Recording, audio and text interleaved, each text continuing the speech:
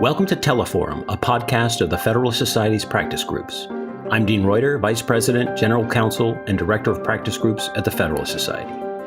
For exclusive access to live recordings of practice group Teleforum calls, become a Federalist Society member today at fedsoc.org. Welcome to the Federalist Society's virtual events. This afternoon, July 7th, we discuss the Supreme Court's decision in Transunion LLC versus Ramirez. My name is Evelyn Hildebrand, and I'm an Associate Director of Practice Groups at the Federalist Society. As always, please note that all expressions of opinion are those of the expert on today's call. Today, we are fortunate to have with us Mr. Ted Frank, the Director of Litigation and Senior Attorney at Hamilton Lincoln Law Institute, and a member of the Federalist Society's Litigation Practice Group Executive Committee. After our speaker gives his opening remarks, we will turn to you, the audience, for questions.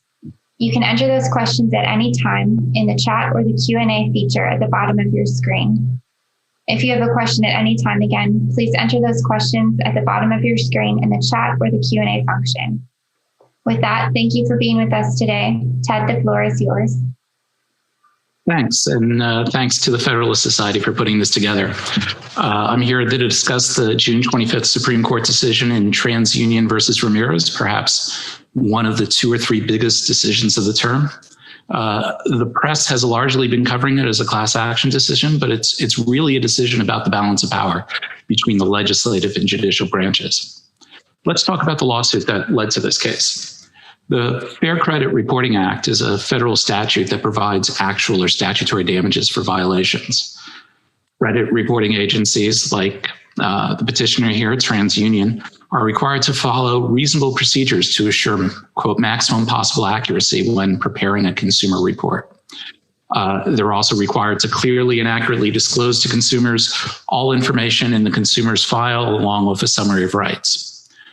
But as we know from Spokio versus Robbins, the Supreme Court doesn't think that the creation of statutory damages by Congress is by itself enough to create Article III jurisdiction. A plaintiff must have standing. Standing requires an injury in fact, one that is concrete and particularized, and under Clapper versus Amnesty International, an injury that is either already materialized or, quote, certainly impending. Article III standing requires a concrete injury, even in the context of a statutory violation. So in Spokio, a, quote, bare procedural violation, unquote, without real world injury is insufficient. Now, Spokio hasn't been the clearest decision. It holds that intangible injuries might satisfy standing if they're concrete. Go look up concrete in the dictionary and you see that it means tangible. Good luck litigating that oxymoron, but the Spokio court indicated that an alleged intangible harm that has a close relationship to a harm that has traditionally been regarded as providing a basis for a lawsuit in English or American courts would count as concrete. So in this case, Sergio Ramirez, the respondent, is the lead plaintiff in a class action under the FCRA against TransUnion. A different Sergio Ramirez was listed on a watch list database maintained by the Office of Foreign Assets Control. That's called an OFAC watch list of terrorists and drug dealers that U.S. businesses are not allowed to do business with. And TransUnion's credit reports flagged Ramirez as a, quote, potential match when people asked for credit reports on people named Sergio Ramirez. Ramirez, as a result, suffered difficulty obtaining credit, was embarrassed in front of family members, and even canceled a vacation after a car dealer received a report from a third party that relied on the TransUnion credit report, noting that someone named Sergio Ramirez was on the OFAC watch list. Ramirez asked TransUnion for his credit report after this. He got 2 envelopes, one with a standard credit report and the required disclosures, and a second envelope that did not contain the disclosures, but listed the fact that he was listed as a potential match with the OFAC watch list. He sued. He brought a class action, but it was not on behalf of people who'd been denied credit or even on behalf of people who had arguably inaccurate reports disseminated, Instead, the class consisted of about 8,100 people who had received information from TransUnion about the OFAC database in these two separate envelopes, over 6,000 of whom the party stipulated never had a credit report disseminated to a third party. The class was under cause of action that Ramirez had received his credit report in a non-compliant format in two envelopes instead of one, so he didn't get the summary of rights with the OFAC information, but separately. The district court certified the class and it went to trial, which focused on the sad story of Ramirez's embarrassment. The jury awarded just under the $1,000 maximum, $984.22 in statutory damages. You would love to see if the briefs explained where that other $15.78 went from, but I don't have an answer to that. But that the jury awarded that $984 to every class member, and then another $6,353 in punitive damages for a total verdict of more than $60 million. TransUnion protested on appeal the class certification, arguing that the majority of the class didn't have an Article III injury. Maybe they said you could tie an FCRA claim to defamation, but there's no publication to a third party here. The district court held that only the class representative needed Article III standing. The Ninth Circuit disagreed, but held in a 2-1 decision that the technical violation of two envelopes was sufficient injury to satisfy Article III because of the loss of informational content. TransUnion also argued against class certification under Rule 23A because Ramirez's injuries weren't typical of the class. The Ninth Circuit held, again, 2-1 over Judge McKeon's dissent, that typicality is satisfied as long as there's some common denominator tying the representative and class together. TransUnion, I think, reasonably argued that this is essentially the same thing as the commonality standard and writes the typicality standard out as a separate inquiry. So the Ninth Circuit affirms, though, that it did reduce the punitive damages by $20 million. TransUnion seeks cert. They get it granted on the two questions of one, the Article III standing question, and two, on the issue of class certification because of typicality. Typicality is important because a plaintiff who's atypical could prejudice the class, whereas if a plaintiff has atypical facts that are adverse to them. But on the other hand, if a class is represented by an atypically sympathetic plaintiff, defendants are deprived of the rights that due process guarantees, giving plaintiffs the practical advantage of being able to litigate not on behalf of themselves, but on behalf of a perfect plaintiff that would expose the jury to inflammatory evidence and arguments that cannot be presented in the suits of absent class members if they sued individually. This is especially problematic in statutory damages cases where there's no individualized inquiry into actual damages. Here, nearly everything Ramirez testified about had nothing to do with the two separate envelopes that was binding him to the other 8,000 class members. Thus, TransUnion argued the class should be decertified. They also argued, of course, that there was no concrete injury because of the procedural violation of the way the information was disseminated, that it was a bare statutory damages case. Ramirez at the Supreme Court argued that the court should adopt as a rule Justice Thomas's concurrence in Spokio, distinguishing between public rights and private rights. We saw that discussed in length in an excellent Judge Newsom concurrence in Sierra versus Hallandale Beach earlier this year in the 11th Circuit, asking for a more coherent jurisprudence for Spokio. The court doesn't create that coherent Spokio jurisprudence. They create a different jurisprudence. They reaffirm Spokio in the sense that a plaintiff must have concrete injury to sue. That can be a physical or monetary harm. It can be a reputational harm. And thus, since it can be a reputational harm, the court says, okay, TransUnion provided third parties with credit reports containing OFAC alerts for 1853 class members, including the named plaintiff Ramirez.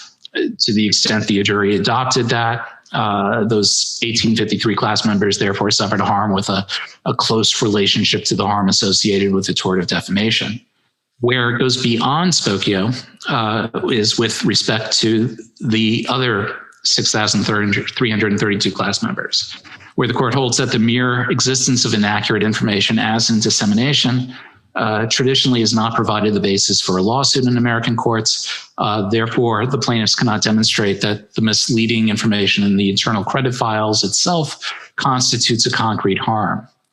Ramirez says, well, what about the exposure to risk that the misleading information will be disseminated?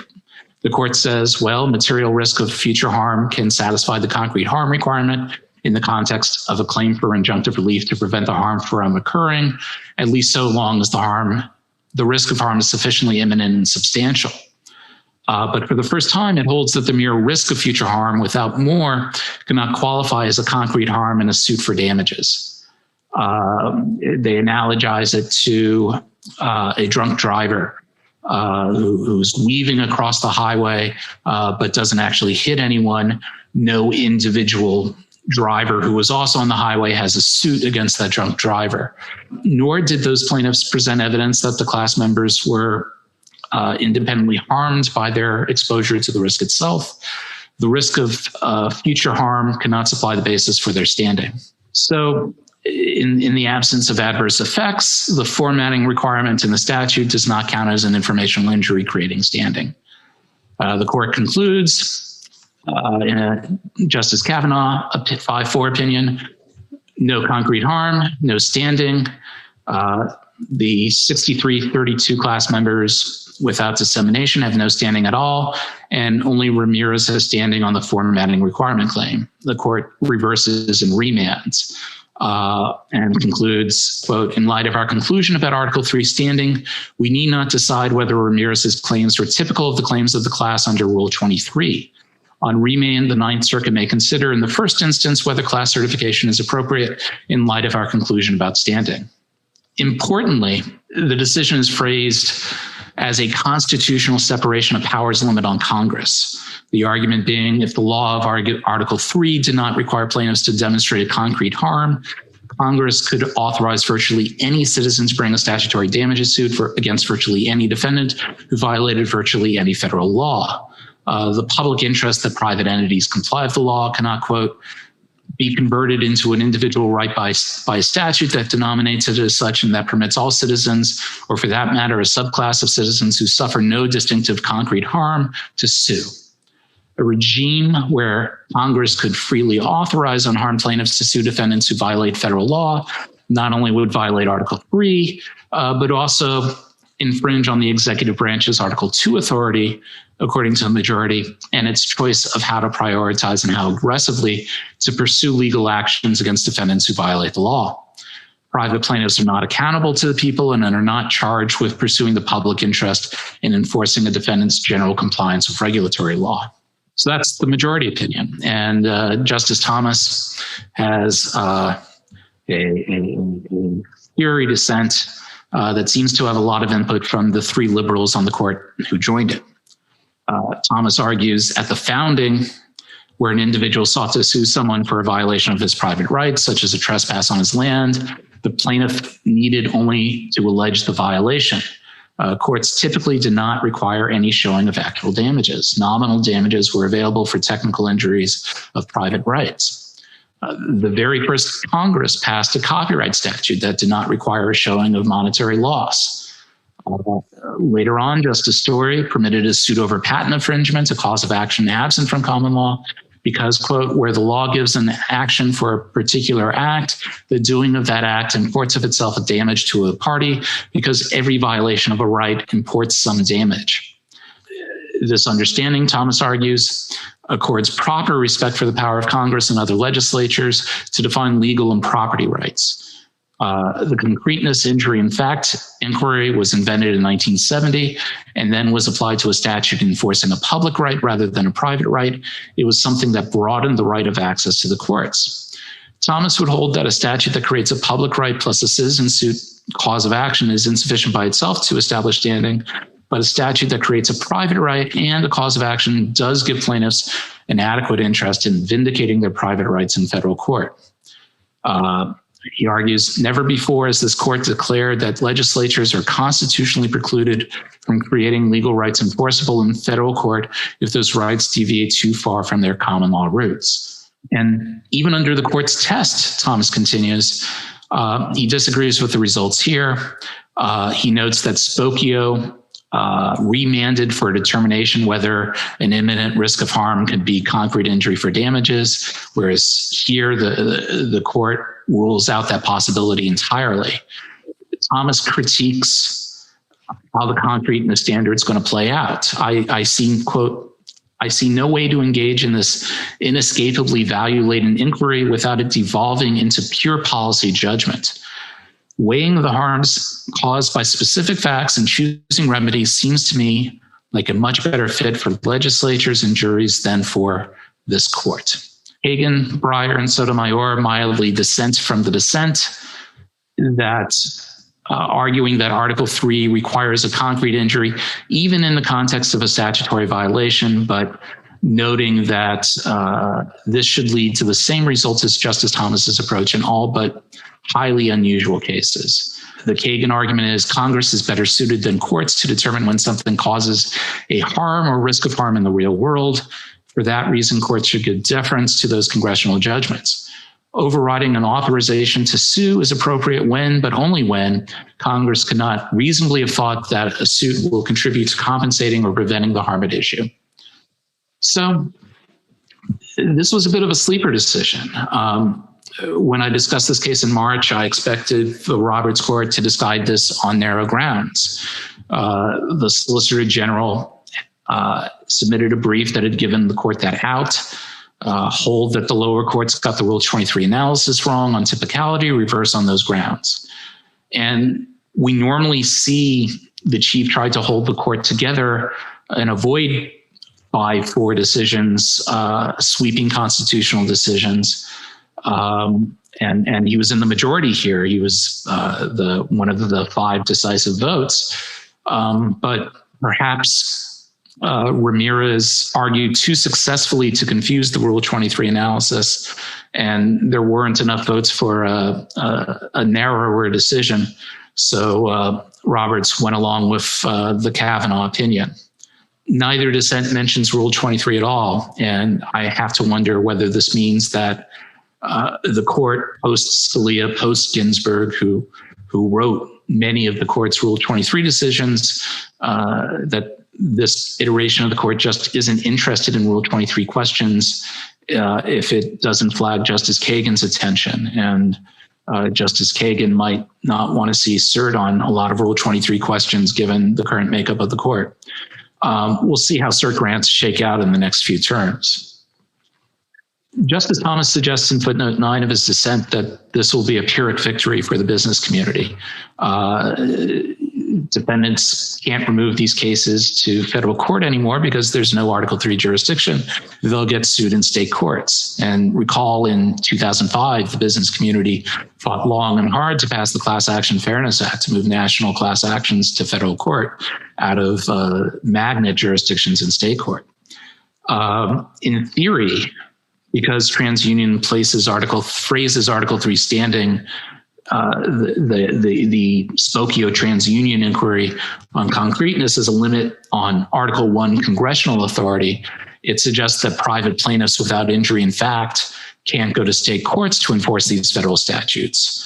How will that work in practice? Well, it'll be interesting to see what corporate defendant is willing to litigate to judgment these questions in a Madison County or Texarkana state court, and then take it up 2 or 3 levels of appeal to the U.S. Supreme Court, which may not have the same 5-4 majority on this issue 10 years down the line. What happens to state causes of action that don't have injury in fact? Can you bring those in? Can you remove those to federal court under diversity jurisdiction? That remains to be decided, though. Certainly, the court will have Article 3 jurisdiction over a state Supreme Court decision enforcing a federal law, even if it doesn't have Article 3 jurisdiction over the underlying lawsuit. Let me pull up your questions on the chat now. and are none, but I do welcome your questions.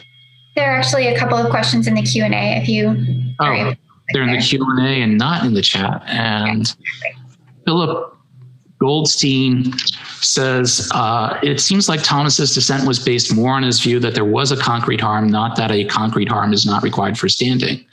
Do I agree? It was based on both. He argued that Congress has the authority to decide what a concrete harm is and create those rights on a statutory matter to sue in a private interest. And then I'm not sure what section of his opinion was, but it was the last section of his opinion. In the alternative, he argued that even under the court's new jurisprudence narrowing Spokio, or expanding Spokio, depending on which way you look at it, he would find that there's a concrete harm here.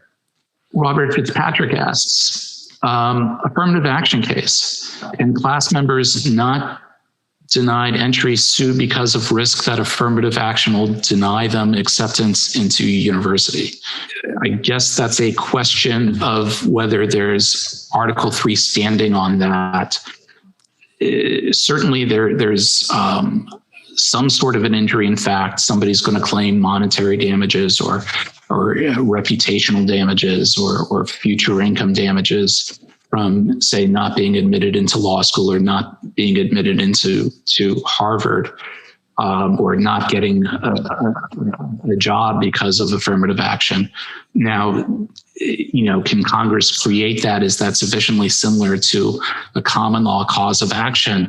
That's an interesting question that I haven't seen anybody raise. And maybe the answer is just very, very obvious and I'm too oblivious to know what it is.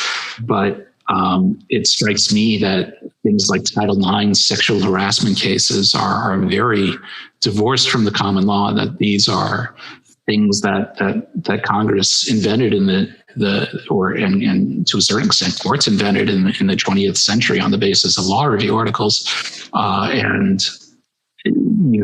certainly think that Congress has the authority to create a cause of action for that sort of thing. Whether there's going to be a defendant willing to risk the public relations nightmare by arguing that a congressionally created law on sexual harassment is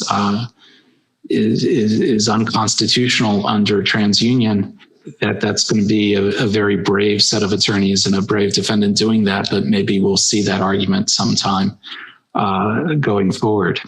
Or maybe somebody will send me an email saying, no, here's why it very obviously satisfies Transunion, and no one will make that argument. Are there any other questions? Hearing none, I kick it back to the Federalist Society. Great, thank you. If you have any closing comments that you would like to make, I'll hand the floor back over to you, and then we will close out after that. Well, we have a very new set of limits on Congress's powers. And I think the business community was hoping for a federal statute on data breach laws, for example, that would supplant what was happening in various state courts, where there's a whole patchwork of causes of action across 50 states, many with statutory damages as high as $2,000, some with no individual cause of action beyond actual damages. So whether Congress now has the authority to do that and say that a data breach is by itself some sort of actionable thing is a very curious question that we'll see as it goes forward. Under Spokio, we saw courts of appeals split on this question, saying that data breaches that disclose social security numbers create the sort of imminent risk of harm that creates standing, whereas other kinds of data breaches don't. But now imminent risk of harm is by itself considered not enough for Article 3 standing for at least a congressionally created statute, whether that's enough for a state statute removed to federal court under diversity jurisdiction, where the courts are adjudicating the potentially prejudiced rights of an out-of-state defendant is a different question. And I'll be curious to see how that plays out. Great, thank you. And on behalf of the Federalist Society, I just add the thanks of the Society to you, to Ted Frank, our expert, for the benefit of his valuable time and expertise today. And I want to thank our audience for participating. And we have one more question here. Oh, okay. It was just a thank you. Yeah. Never mind. Good eyes, however. If any of our listeners have feedback to send in, please send it at info@fed-soc.org. As always, keep an eye on our website and your emails for announcements about upcoming teleforum calls and virtual events. And we do have another virtual event coming up this afternoon. I believe it's at 2:00, and it's a briefing on the Penny's decision from the Supreme Court. So please tune into that if you are interested, and keep an eye on your emails for more information about that. Thank you all for joining us today. We are adjourned. Thank you for listening to this episode of Teleforum, a podcast of the Federalist Society's practice groups. For more information about the Federalist Society, the practice groups, and to become a Federalist Society member, please visit our website at fedsoc.org.